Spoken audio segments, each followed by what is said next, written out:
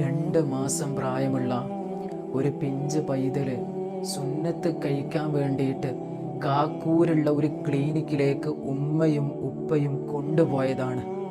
ഡോക്ടറെ കയ്യിലേക്ക് കുട്ടിയെ കൊടുക്കുന്നത് വരെ കുട്ടിക്ക് ഒരു കുഴപ്പമില്ല എന്ന് ആ ഒരു കുട്ടിയുടെ ഉമ്മയുടെ പിതാവിൽ നിന്നറിയാൻ കഴിഞ്ഞു. കുട്ടിയെ ഡോക്ടർ വാങ്ങിയിട്ട് ആ കുട്ടിക്ക് അനസ്തേഷ്യ കൊടുത്തു. ചെറിയ കുട്ടികളായതുകൊണ്ട് തന്നെ അവരെ സുന്നത്ത് കഴിക്കുമ്പോൾ അവർക്ക് അനസ്തേഷ്യ കൊടുക്കുമെന്നാണ് അറിയാനായിട്ട് കഴിഞ്ഞത്.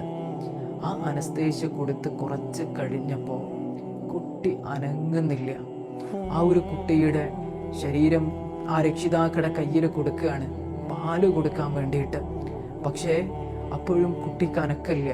ഇവർ നേരെ കൊണ്ടുപോയി ഒരു സ്വകാര്യ ഹോസ്പിറ്റലിലേക്ക്.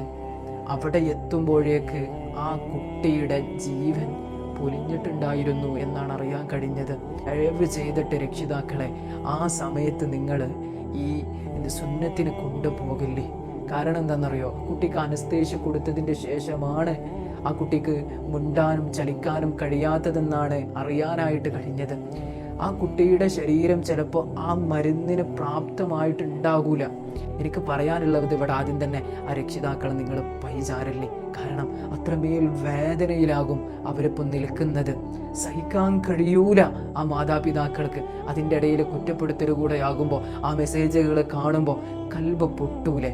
നമ്മളെ മക്കള്, നമ്മുടെ ഭാര്യ, നമ്മൾ ആ സ്ഥാനത്താണ് എന്നൊന്ന് ചിന്തിച്ച് നോക്കി നിങ്ങൾ. ചിലപ്പോൾ ആ രക്ഷിതാക്കൾ ചിന്തിച്ചിട്ടുണ്ടാകുക ഇത്ര മാത്രമാണ്, ഈ ഒരു പ്രായത്തിൽ അത് ചെയ്തു കഴിഞ്ഞാൽ കുട്ടിക്ക് വേദന അറിയില്ലല്ലോ എന്ന് വിചാരിച്ചിട്ടുണ്ടാകും പല ആളുകളും. അതുകൊണ്ടാണ് ഈ പ്രായത്തിൽ ചെയ്യുന്നത്. ഇത് നമുക്കൊരു പാടാണ്. ഈ ഒരു സമയത്ത് വേണ്ട, തീരെ വേണ്ട എന്നല്ല നമ്മൾ പറയുന്നത്. ഈ ഒരു സമയം, ആ കുട്ടികളുടെ പ്രായം, അവര് ഇതുപോലെയുള്ള അനസ്തേഷ്യ പോലെയുള്ള മരുന്നുകളോട് അവരുടെ ശരീരം അതിനോട് പ്രതികരിക്കാനുള്ള പാകമായിട്ടെങ്കിലും ആ ഒരു സമയത്താക്കുക എന്നുള്ളതാണ്.